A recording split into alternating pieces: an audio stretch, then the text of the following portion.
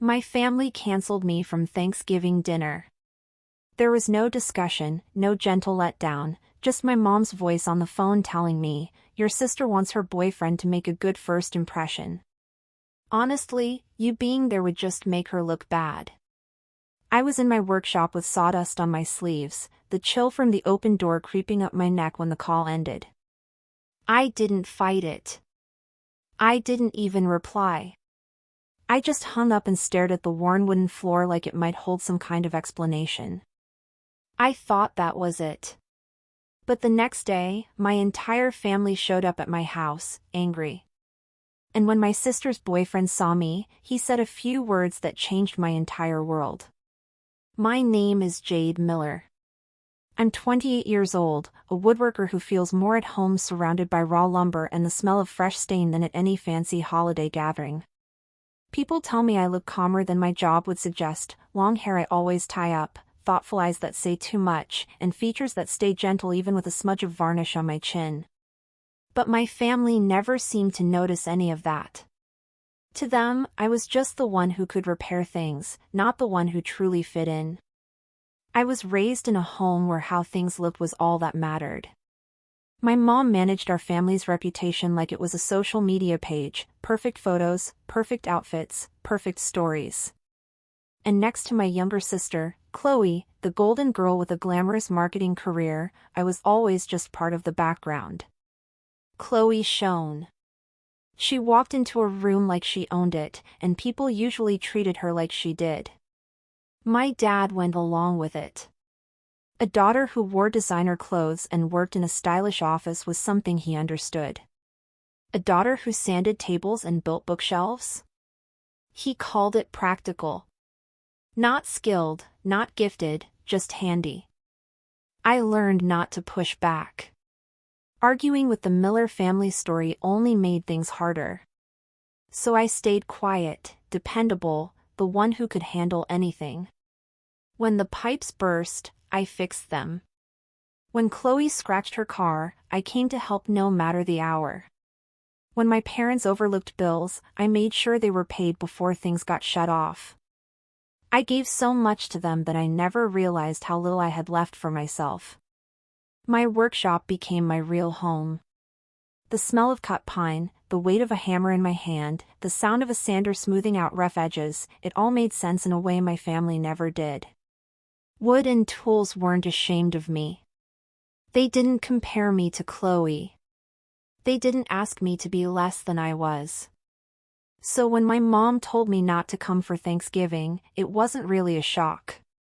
It still stung, a deep, aching pain I didn't want to admit, but it wasn't new. She used that same polished, gentle tone she always does when she's about to say something harsh. "Your sister is trying to build a certain life," she'd said. "She thinks you being there will send the wrong message." I looked at my phone for a long time after the call ended. The shop lights hummed above me, shining down on a dining table I was repairing for old Mrs. Gable. Outside, the wind blew hard, carrying the first real cold of the season. It felt strange, realizing my own family could cut me out of a holiday about being together. But something in me shifted. Not rage, not yet, more like a quiet settling, the way a warped board finally lies flat after years of pressure. A new understanding. I put my tools away. I locked up the shop. I went back to my small, quiet house. And for the first time, I started wondering what it might be like to build a life that didn't include them at all. The next morning, someone hammered on my front door so hard the windows shook. I was still half asleep, my hair down and messy, when I opened it and found my whole family standing there. My mom, my dad, Chloe, and the boyfriend she'd been so careful to prepare for. Their faces were red from the cold and from pure anger.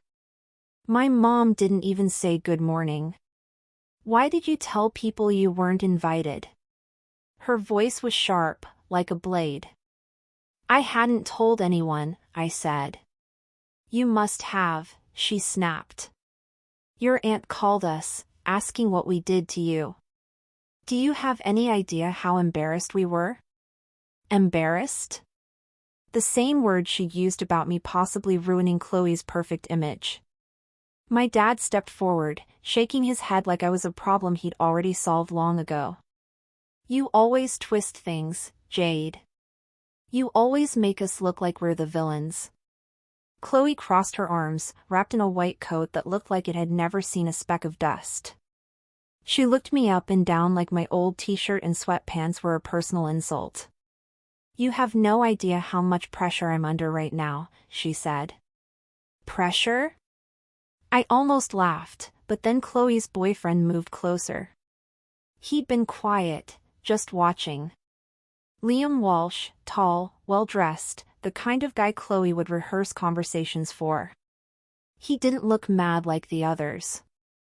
He looked curious. My mom kept going. You should have just accepted that Chloe is building a brand. Her career depends on it.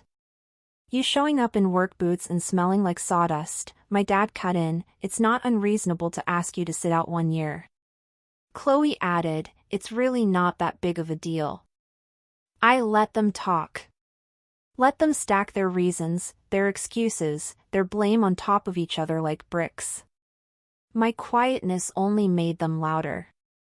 Finally, my mom asked, do you have anything to say for yourself? Before I could speak, Liam spoke up. Wait a second, he said slowly, his eyes on me. Jade Miller. The porch went quiet. Chloe blinked hard. What are you doing? She whispered sharply to him, but Liam didn't look away from me. He took a step closer. You're the Jade Miller who built that live-edge walnut desk. The one everyone's been sharing pictures of online. I've been following your work for months. My breath caught, not because he recognized me, but because my own family had no idea. They didn't know what I was truly capable of. Chloe's mouth fell open. What? No, she just does little wood projects. Liam shook his head. No, she's an artist. I've seen her portfolio online. My dad scoffed. You've got to be kidding. My mom looked thrown off, confused. Chloe's face turned a deep, blotchy red, the kind that appears when the world suddenly tilts. Liam's gaze was steady, almost admiring. Your joinery is incredible. And just like that, the family structure cracked. Chloe's perfect image wavered. My mom's script fell apart. My dad's certainty crumbled. For the first time, someone from their world was looking at me not as a helper or a disappointment, but as someone with talent, and they couldn't stand it. For a moment, nobody spoke. The cold wrapped around us, and even the falling snow seemed to slow down. My family stood frozen, completely unprepared for someone valuing a part of me they'd always ignored. My mom recovered first. She stepped in front of Liam with a tight smile. Well, that's lovely, but it doesn't change why we're here. We need to talk about family responsibilities. Responsibilities. That word had been tied to me my whole life. My dad cleared his throat. The back deck is coming loose. You need to come take a look at it today. Chloe jumped in immediately. And I need money for a client dinner. You know how important appearances are. Can you send it by tomorrow? I just stared at her. You're asking me for money after you uninvited me from Thanksgiving? She rolled her eyes like I was being difficult. Don't be dramatic. This is different. I can't host a cheap-looking event. It reflects poorly on me. My mom nodded sharply. Family helps family. Or have you forgotten that? I almost laughed. The irony was so heavy it hurt. They hadn't come to apologize. They'd come to collect. Liam's eyes moved between them and me. Are you serious? He asked quietly.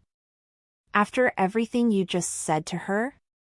My dad barked, "This isn't your business." But Liam didn't back down. He looked at me with a clarity I rarely saw.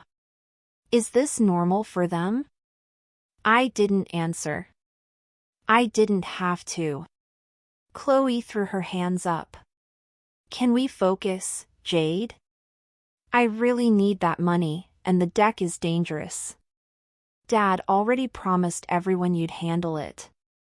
Don't make us look irresponsible." That word again, image. Always image. Something inside me settled. Not a snap, but a slow, firm click, like a lock finally turning. "No," I said. It wasn't loud. It wasn't sharp. It was firm, clear, and final. My mom blinked. "What did you say?" "I'm not fixing the deck," I repeated. "I'm not paying for your dinner. I'm not covering any more bills.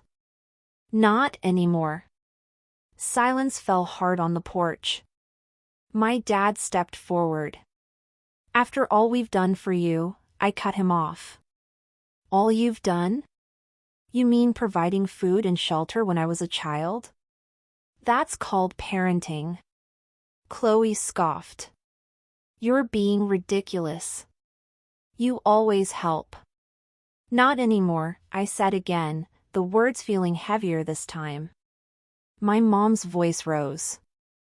"We raised you." "And I'm thankful," I replied calmly. "But that doesn't mean you own me for life."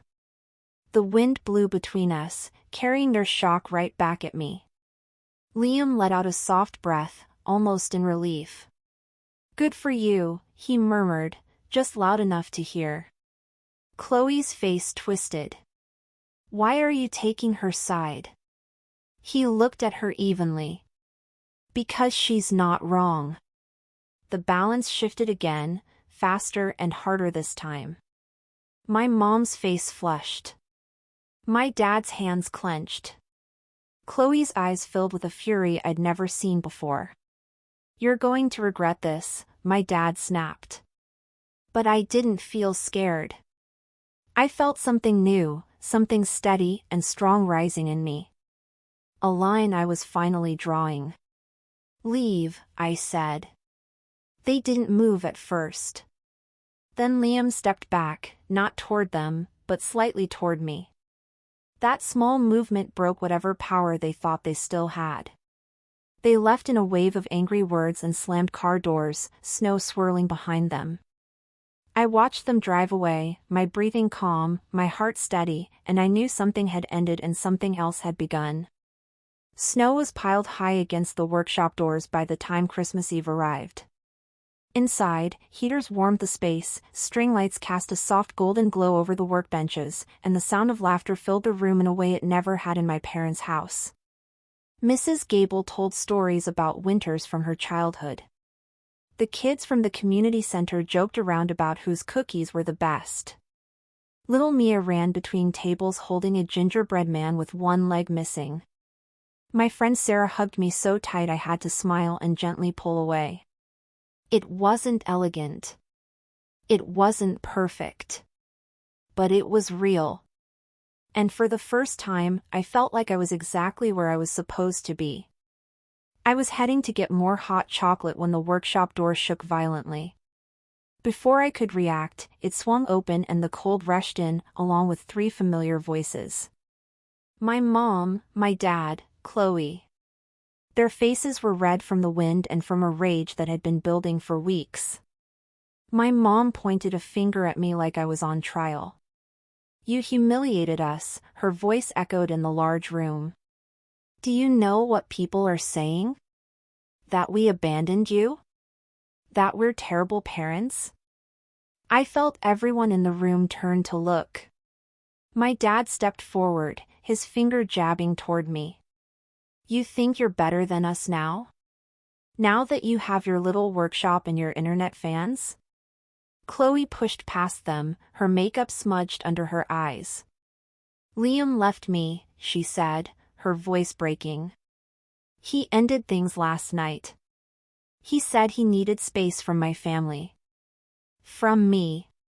She glared at me like she wanted to tear the room in half. This is your fault. A quiet murmur moved through the crowd. The kids stopped talking. Sarah moved closer to Mia.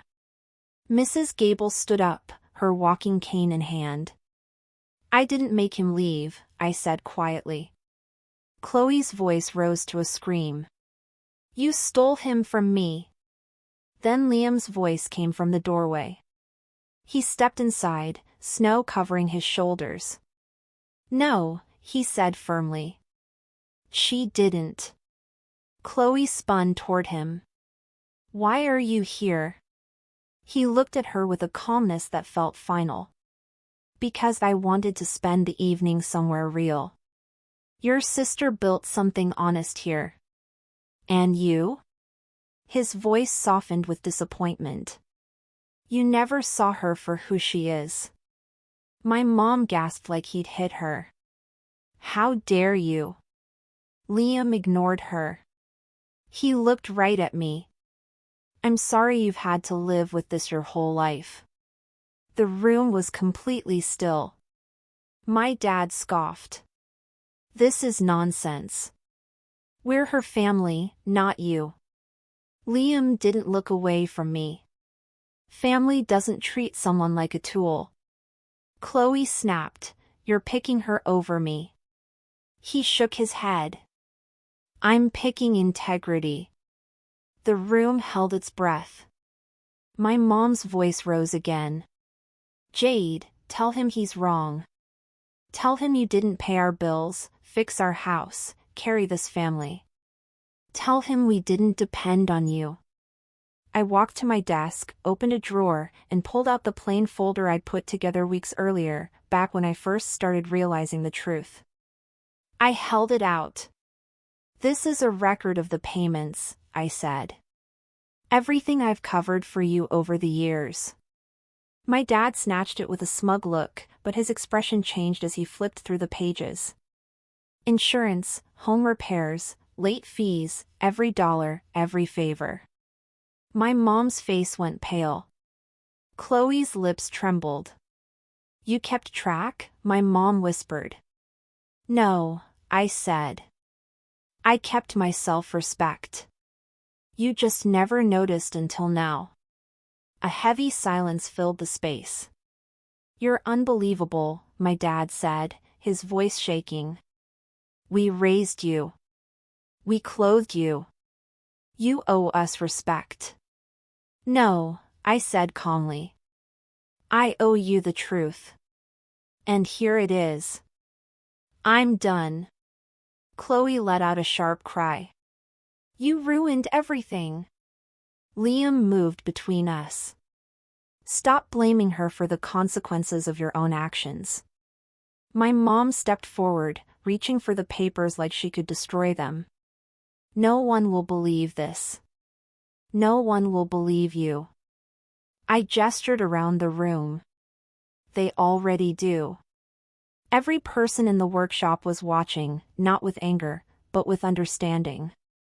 My dad's voice broke. You'll be sorry for this, Jade. I shook my head. No. I'm sorry I allowed it for so long. Chloe stared at Liam, desperation in her voice. Please, just come home. This isn't who we are. Liam looked at her with a sadness that felt like an ending. I think it's exactly who you've always been. I just didn't want to see it before. Tears streamed down Chloe's face. So you're choosing her workshop over me? I'm choosing a place where people treat each other with kindness, he said. My mom stepped back, breathing heavily. My dad muttered under his breath. All three of them looked smaller than I'd ever seen them, exposed, empty, with no one left to perform for. I held the door open wider and stepped aside. Leave, I said. And for the first time, they listened. The snow covered their footsteps as they disappeared into the dark, their shapes fading into the night. Liam turned to me. You all right? I nodded, because something inside had finally grown still. Not anger, not victory, just peace. I walked back into the warmth of the workshop where my real family waited, quiet, patient, loving. Let's have dessert, I said. And the whole room seemed to breathe out together. The snow kept falling all night, but inside the workshop, the air felt different, like I had finally set down a weight I'd been carrying for years. After my family left, people slowly went back to their desserts, their stories, their games. It wasn't tense. It was gentle, like healing. Liam stayed for a while, helping Mrs. Gable to her car and packing up extra food for the kids. Before he left, he put a hand on my shoulder, a simple, honest gesture.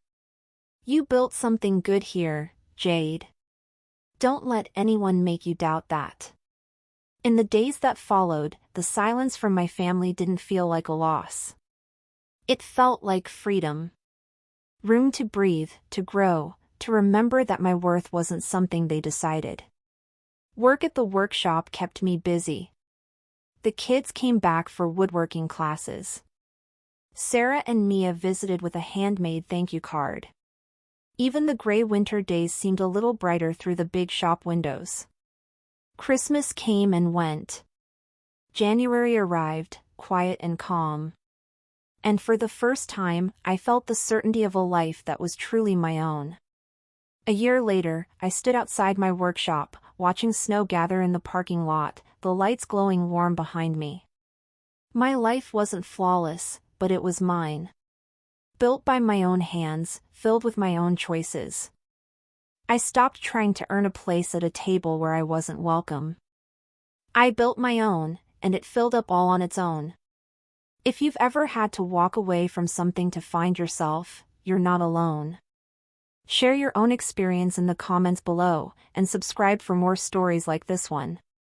If Jade's story of finding her strength resonates with you, if you've ever had to walk away from people who didn't see your worth, then you're not alone.